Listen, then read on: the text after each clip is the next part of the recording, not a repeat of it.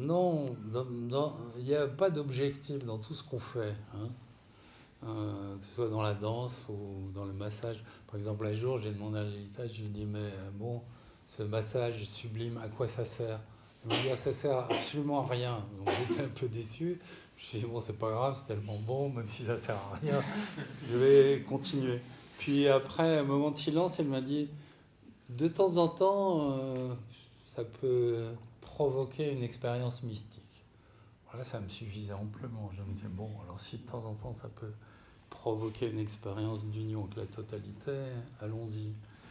Et Tornavas a la même idée, hein, c'est que tu joues avec la totalité, tu exprimes ta propre totalité à travers la totalité du cosmos, et puis un jour il y a une coïncidence tout d'un coup, et ça fait un, tu ressens cette unité. Mais c'est pas un but, tu ne te lances pas pour obtenir ça.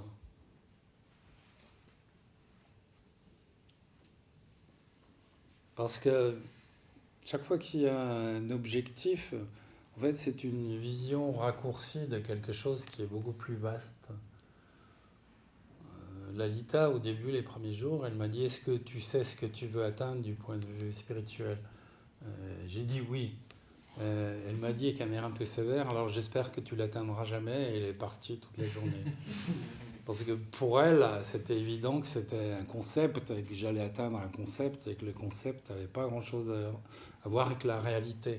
Ce qui l'intéressait, c'était pas ça. Alors on essaye, c'est difficile, mais on essaye dans la voie d'arrêter de projeter, d'atteindre quoi que ce soit. Mais au début, on ne peut pas faire autrement, parce que si on va dans une voie, c'est avec l'idée d'atteindre quelque chose, ne serait-ce qu'un peu plus de tranquillité, de paix, d'ouverture physique, l'ouverture du cœur, on a des idées. Et bon, pendant quelques temps, on projette. Et puis un jour, justement, quand il y a le fameux retournement dont on parlait tout à l'heure, on se calme, on arrête de projeter toutes ces choses. Et là, tout d'un coup, ça commence à venir.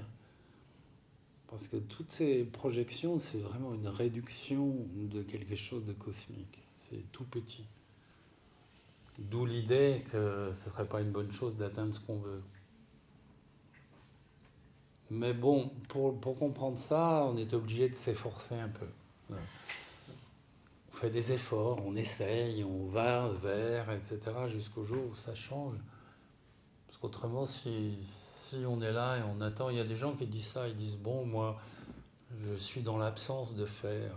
Bon, c'est comme si tu attends le bus pendant 40 ans, un endroit où il n'y a pas de bus qui passe. Il ne va rien se passer. Donc il y a un moment pour faire, un moment où on comprend qu'il y a quelque chose de beaucoup plus subtil, de plus profond, où bon, tu es juste dans un état d'ouverture, et dès que c'est ouvert, tu commences à recevoir.